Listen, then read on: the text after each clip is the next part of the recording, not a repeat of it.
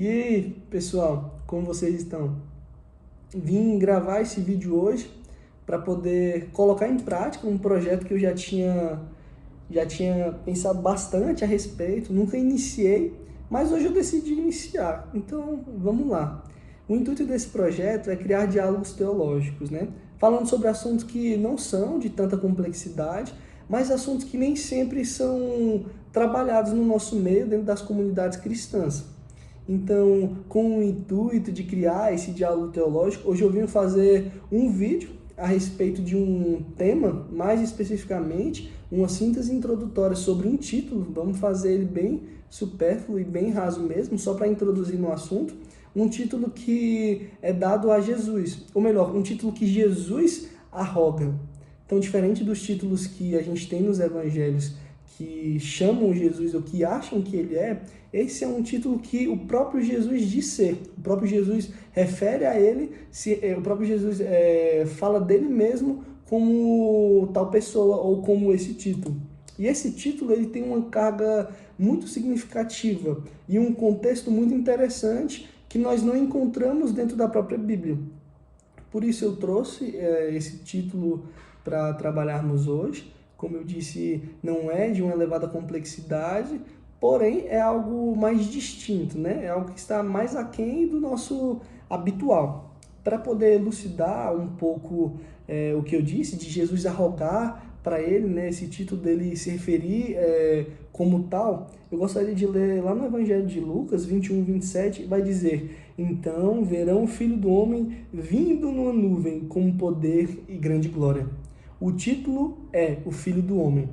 O Filho do Homem, vindo sobre a nuvem, é algo que elucida muito bem o que eu gostaria de dizer. Então, apesar de ser mais trabalhado o título em Mateus, de Jesus mais usar em Mateus, esse trecho de Lucas 21, 27, dá um pouco de ênfase nesse teu significativo. A gente não chega lá agora, no que eu estou querendo falar, sobre vindo sobre a nuvem, mas é algo que para mim tem mais sentido iniciar com esse texto. Então a gente vê Jesus arrogando, ele diz: vocês verão o Filho do Homem.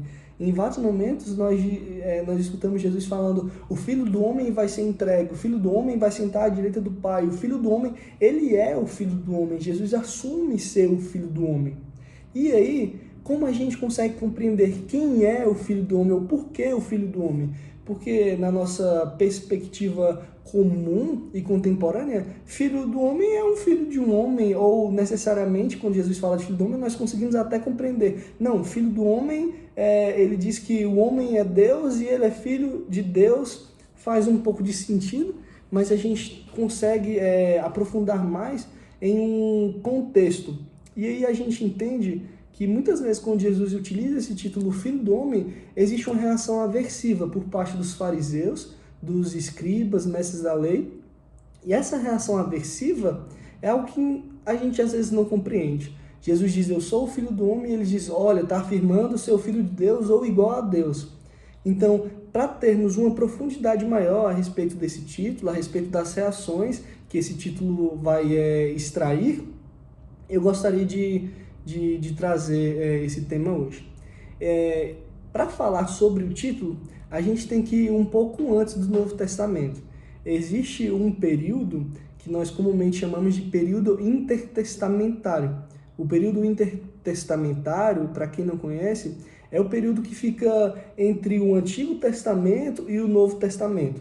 Esse período intertestamentário também é conhecido por alguns como os 400 anos em que Deus se silenciou.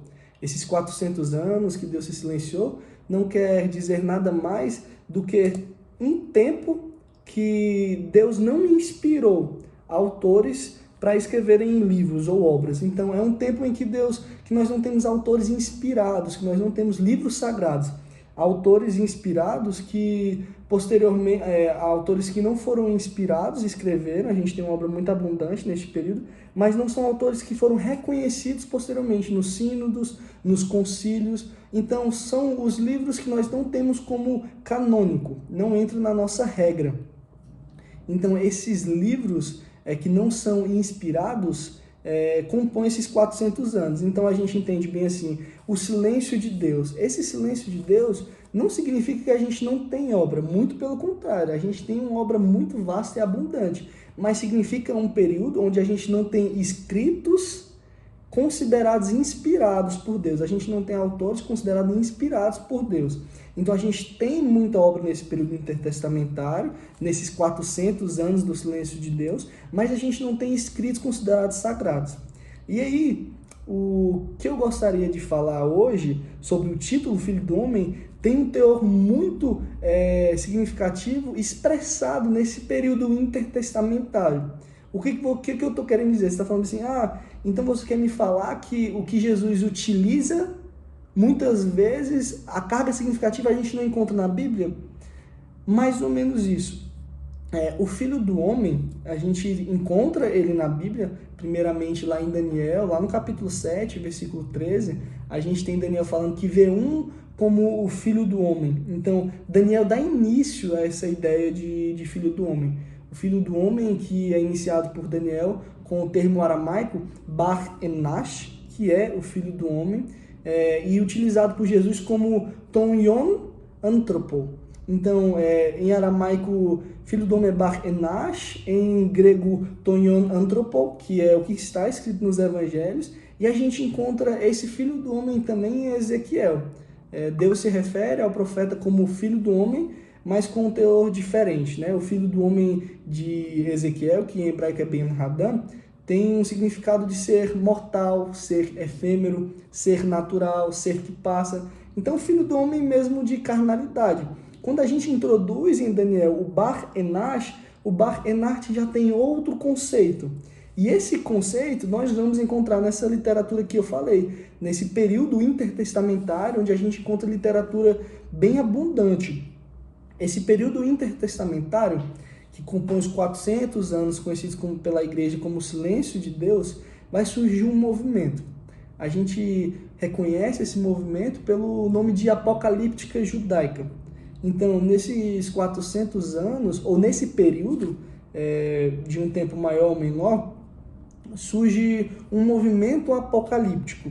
Dentro desse movimento apocalíptico, a gente consegue entender muito bem o contexto em que está inserido esse momento de silêncio de escritos sagrados. Então, esse tempo interbíblico, esse movimento apocalíptico, vai nos falar muito sobre o período em que Deus se silenciou, ou que nós não temos esses escritos sagrados. Então, esse período que nós não temos os escritos sagrados, vai nos dizer, vai ser muito elucidado pelo material da apocalíptica judaica. Então, através da apocalíptica judaica, dos escritos da apocalíptica judaica, da literatura do movimento apocalíptico, a gente vai ter uma compreensão muito grande do tempo que Jesus vivia, ou do tempo um pouco antes do que Jesus estava vivendo e que Jesus estava introduzido. Então a gente tem Jesus, os discípulos, a gente tem o apóstolo Paulo, que eu acho que quem mais deixa claro esse período. Então a gente tem eles vivendo um tempo, e existe um tempo que antecedeu esse tempo que eles estão vivendo esse momento. E o tempo que eles vivem é enxertado, é muito cheio sobre a literatura apocalíptica. Então a literatura apocalíptica tem muito significado para as pessoas do tempo de Jesus, para o tempo de Jesus. E aí, como eu disse, a apocalíptica judaica é um movimento literário. É um movimento literário com o intuito de dar esperança. E aí, quando eu digo que através da apocalíptica judaica a gente consegue entender um pouco antes do tempo de Jesus e o tempo em que Jesus estava vivendo, compreendendo esse período ou ainda vivendo esse período, a gente encontra a apocalíptica judaica como um movimento com o intuito de dar esperança, de dar expectativa. A gente tem na Bíblia, no Antigo Testamento, momentos bem tristes para o povo judeu. A gente tem momentos bem tristes para o povo de Israel, né? A gente encontra no Antigo Testamento, lá em Isaías, a profecia, e no proto-Isaías, a profecia sobre a destruição de Israel setentrional, né, e Israel do norte. Então, em 722, o Império Assírio vai e leva Israel para o desterro babilônico. Praticamente destrói Israel setentrional, Israel do norte, e a gente tem aquela profunda tristeza esboçada pelos profetas. E passando um pouquinho de tempo, lá no século VI, A gente tem Nabucodonosor levando agora Israel do sul, a gente tem Nabucodonosor levando os judeus para o desterro babilônico. Então a gente tem aquele momento lá de Nabuzaradã cercando, tendo cerco sobre Jerusalém, e a gente tem o povo em 587 sendo levado para a Babilônia. Então são momentos de muita tristeza. No segundo exílio babilônico, nesse período do exílio babilônico, a gente encontra também a destruição do templo. Aquele templo que em Salomão era um ambiente onde se o israelita pecasse contra Deus e ele orasse voltado para o templo, Deus o perdoaria. Toda essa carga significativa de divindade, de Deus, de sagrado, tudo que significa para o judeu, para o israelita, é destruído lá no templo de Jerusalém. Então a gente tem essa tristeza muito grande, esboçada pelo próprio Jeremias em Lamentações. A gente tem essa tristeza muito grande no povo de Israel. Então é um povo que passou por momentos bem complicados, por momentos difíceis.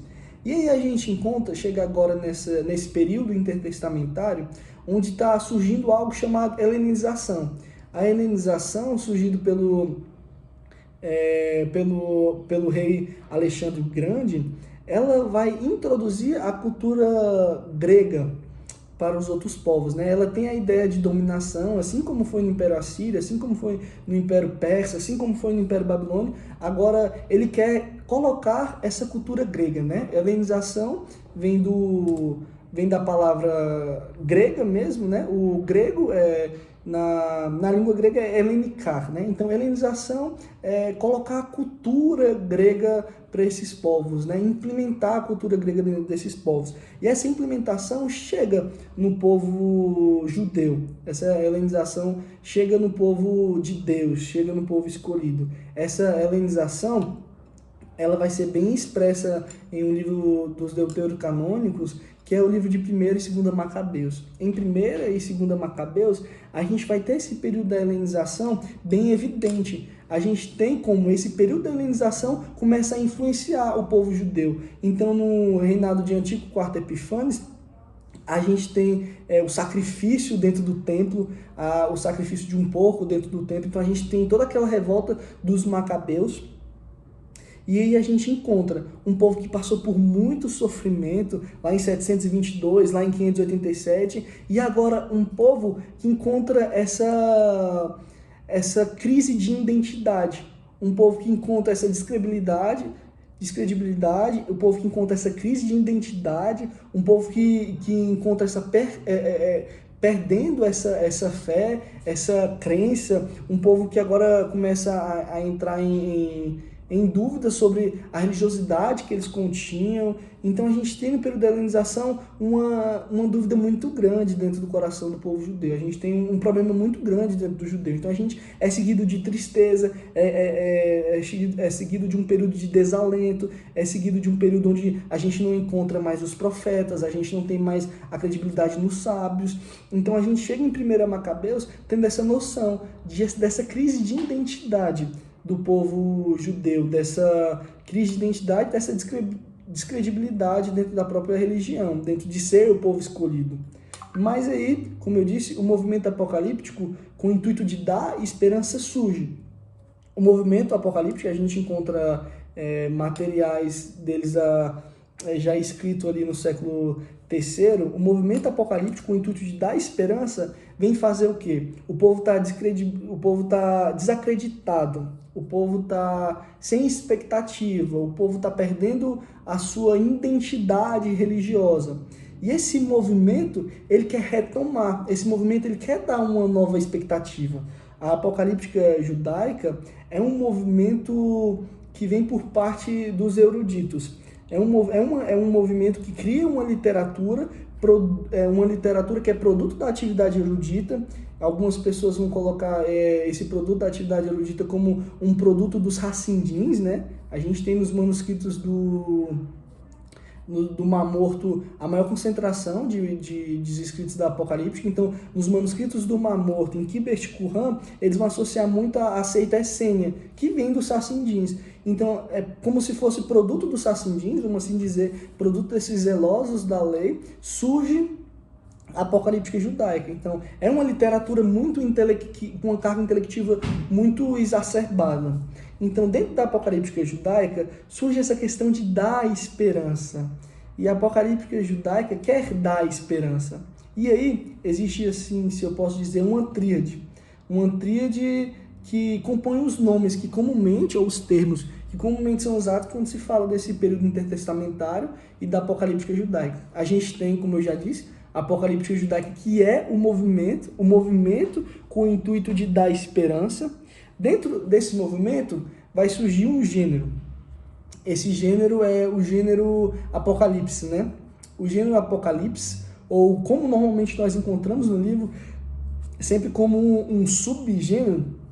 Esse gênero do Apocalipse ele vai ser norteado e recheado de viagens transcendentais. A gente encontra pela primeira vez o termo como título de um livro no Evangelho de João, né? A gente tem o Apocalipse de João. Apocalipse no grego tem a ver com revelar, desvendar, descobrir. Então a gente surge dentro das terminologias que nós temos na apocalíptica judaica, temos a apocalíptica judaica, que é o movimento, a gente tem o Apocalipse, que é o gênero.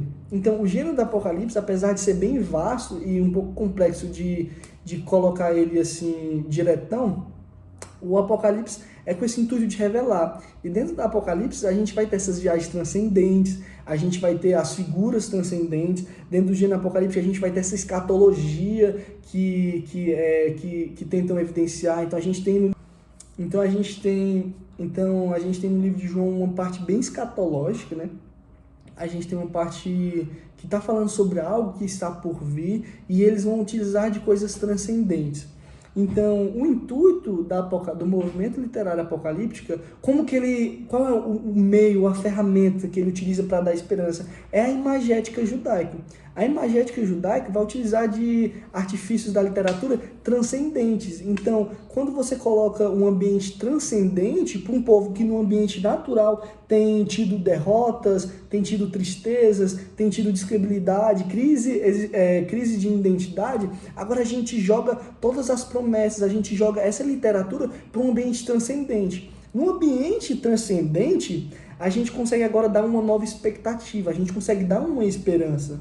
Porque o povo pensa, bom, não tá tão fácil as coisas aqui, mas em outro plano, a gente vai vencer, em outro plano a gente vai conseguir, em outro plano existe um objetivo maior. Então, essa literatura, esse artifício da literatura apocalíptica, de usar como gênero apocalipse algo transcendente, então algo que transcende a naturalidade. Então a gente encontra essas viagens transcendentais, a gente encontra os anjos intérpretes, né, para os viajantes. Então, uma das figuras bem clássicas, né, a gente tem na Apocalipse a mulher sobre a lua, a mulher fugindo do dragão. Então são figuras que vão elucidar o transcendente. E no transcendente a gente tem essa expectativa sendo fermentada. E aí, dentro dessa tríade apocalíptica, que é um movimento, apocalipsismo, que é o apocalíptico, que é o movimento, apocalipse, que é o gênero, um gênero que não é utilizado normalmente como normalmente em todo o livro, né? São normalmente subgêneros. Então a gente encontra em Marcos, a gente encontra nos Evangelhos, a gente encontra em Ezequiel, Isaías, perícopes que contêm o gênero do Apocalipse, né? Mas nunca usado para normatizar todo um livro. A gente, nem mesmo no Apocalipse de Enoque, no Apocalipse de Semana, no Apocalipse Animal, a gente encontra realmente como normativa de todo um gênero, né? Mas um subgênero que é encontrado em algumas perícopes dos livros. E dentro dessa tríade, a gente também encontra apocalipsismo.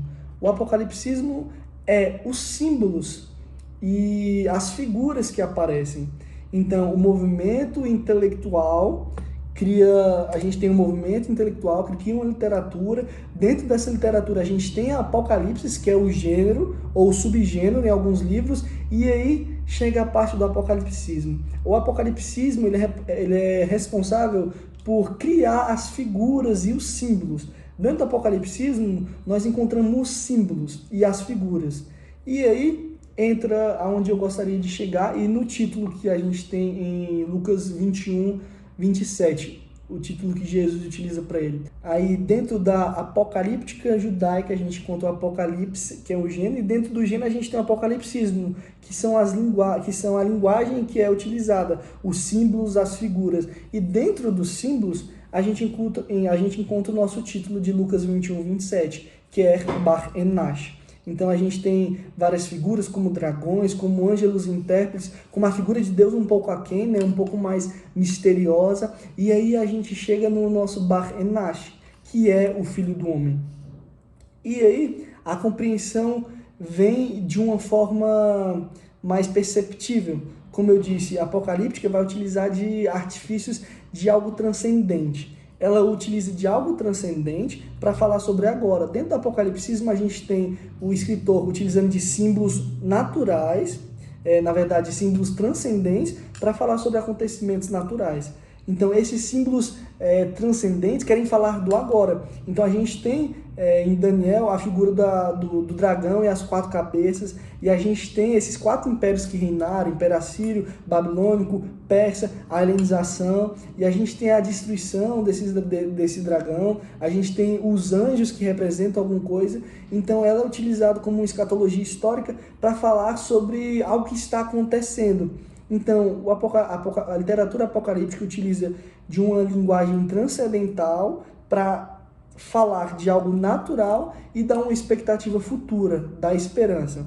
E aí dentro disso a gente encontra o Filho do Homem, o Bar Enash. O Filho do Homem, que é muito utilizado dentro de Canaã para algumas figuras cananitas, é utilizado em várias outras culturas. É um ser também que a gente pode reconhecer assim dentro do zoroatrismo e que existe dentro do judaísmo com uma volição muito grande da sua vinda. Então existe dentro do judaísmo com uma expectativa muito grande de que esse Filho do Homem venha logo. E aí entra Jesus Cristo. E Jesus utiliza eu sou o Filho do Homem, né? O Tom Uyon Antropo, o Filho do Homem. Jesus é o Filho do Homem. O que ele quer dizer com o Filho do Homem? Lembra? Uma literatura transcendente. Jesus pega o título de uma literatura transcendente, mais abundante dentro do período intertestamentário e usufrui desse título. E aí entra a revolta dos fariseus, dos mestres da lei e dos escribas, quando Jesus diz eu sou o Filho do Homem. Quando Jesus diz eu sou o Filho do Homem, ele quer dizer eu sou essa figura transcendente que está além do sobrenatural e que está além do natural. Jesus diz eu sou o Filho do Homem, então ele diz eu sou o Filho do Homem que dá esperança e expectativa. Então a gente chega para o fim desse primeiro vídeo que eu estou tentando fazer, né? Não sei se ficou muito bom ou compreensível com essa síntese introdutória. Então eu tentei ser bem introdutório, né, para criar uma volição para depois procurarem sobre o assunto, ou até mesmo fazer outros vídeos mais complementares, mas resumindo tudo, Jesus Cristo é o termo que Jesus Cristo utiliza não é um termo que vai ser dado para significar que ele é natural, ou que muita gente compreende que Jesus utiliza Filho do Homem para falar da sua parte humana, né? Não, Jesus utiliza o termo Filho do Homem para falar da sua divindade. Jesus não utiliza o Filho do Homem para falar que ele é humano. Jesus utiliza o Filho do Homem para falar que ele é divino. Por isso a gente tem a aversividade dentro dos mestres da lei, dos fariseus e dos escribas. Porque quando Jesus utiliza eu sou o Filho do Homem, ele realça a sua divindade, ele quer mostrar a sua divindade. Então, como eu disse, o intuito de ser simples, trazendo algo diferente e tentar aprofundar, enriquecer a sua leitura. Então, todas as vezes que você pegar agora e for ler lá um texto onde Jesus diz eu sou o Filho do Homem, esse é o intuito dele, dizer que ele é divino, dizer que ele é uma figura transcendental, que ele não é desse mundo, que ele está aquém do que o natural pode oferecer. Então, esse foi o vídeo. Espero que tenha sido proveitoso. Até mais. Festina Lente.